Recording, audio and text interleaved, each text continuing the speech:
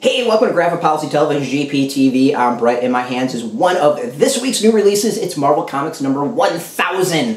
Yes, Marvel Comics is celebrating their 80th anniversary, and doing that, they're putting out a whole bunch of special things. We've seen like Marvel Decades, which has been really interesting trade paperbacks. And now we got Marvel Comics 1000 with a lot of people. It is 80 creative teams, 80 years, all celebrating the Marvel Universe. I'm not going to go over everyone that's involved in this, but it's a lot of them.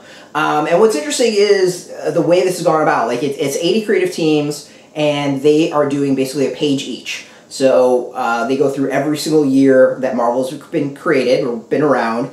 They highlight something that was really special for that year, and then that story has to do with whatever happened that year.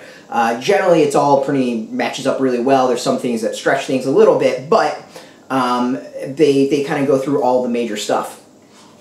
So to give us an example of that, so 1939, the Human Torch debuts. Like, this is the type of thing. This is a really interesting story that kind of kicks off the overall special comic that retails for $9.99. And I think what's interesting is that there is a narrative that plays through all of this. There's a mask that has to do with a superhero that goes through a lot of history. There's some, it kind of weaves through the Marvel history really well, and then in the end it leads into something that we'll be seeing in 2020 that I think is can be fascinating depending on where it goes. It's definitely bringing back some Marvel history that I don't think really has been addressed in recent times, modern times at all. So to see it come back, I think is kind of cool, and something I'm like looking forward to. But overall, I think this is a solid comic. It's the stories themselves, as with anything like an anthology, I'll call this an anthology. As with an anthology, there's some good, there's some bad.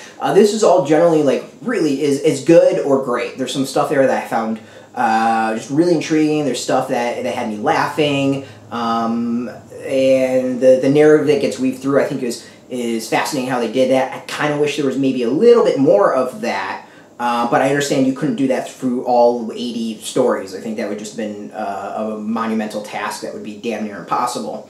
The thing that I really, really enjoy about the comic is that it has these like small little factoids on every single page about what was important that year. So, the Human Torch debuts is perfect as an example for 1939. 1943 is Miss America debuts in Marvel Mystery Comics number 49, and of course they used the modern day Miss America in it, talking about her modern stance and kind of why she's important for the Marvel Universe. Like 1941, the Thunderer is created in Daring Mystery Comics. Like, it really dives through this history, and the Thunderer is the character that plays throughout this entire anthology. And 1942, Citizen V, or Citizen 5, whatever you want to call it, first appears in Daring Mystery Comics number 8. Like, that's kind of the history that's in there. And I think that's the thing that I really, really like about this is, well, the stories are decent. The factoids, I think, were fascinating. It really is kind of like a timeline of Marvel Universe and putting out key moments without feeling like that. This would be just a normal poster with like little things of, here, this is what happened every single year, and here's a picture of something important. No, they kind of do that's kind of this concept, except it does it in comic form, which I think it's just really cool. It's really interesting, really neat. Whether or not it's worth $9.99, we can debate on it, but I think as a collector's item, as celebrating Marvel's 80 years, for those who really enjoy the history aspect of Marvel Comics, it's well worth it. And to see this amount of creative people involved is impressive. I maybe wish there was some other folks that were involved. There's a lot of repeat of some folks. More women would have been great. Diving into some of that unknown history or less known history of Marvel Comics would have been fantastic. But overall, I think that the product is really, really interesting, just for the historical aspect of it. So it's out this Wednesday. There's a whole bunch of variants, all kinds of different versions of this.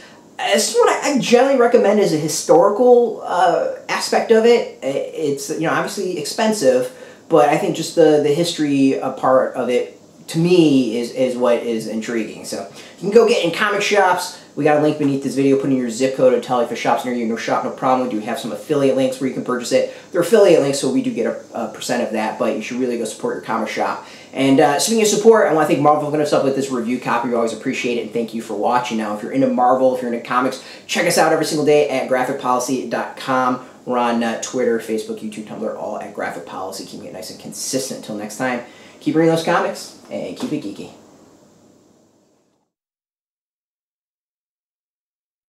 Hey, thanks for watching the previous video from Graphic Policy Television. Just by watching, you help support our site. Thank you so much. Now, if you're watching these videos, you probably care about geeky things like movies, television, comic books, toys, games, video games, you name it. You can go and subscribe right now to our YouTube channel to stay in touch and catch all the new videos, or check out our website at graphicpolicy.com. There's a nice link on this end of the video. But as always, thank you for watching. Keep on rocking and keep it geeky.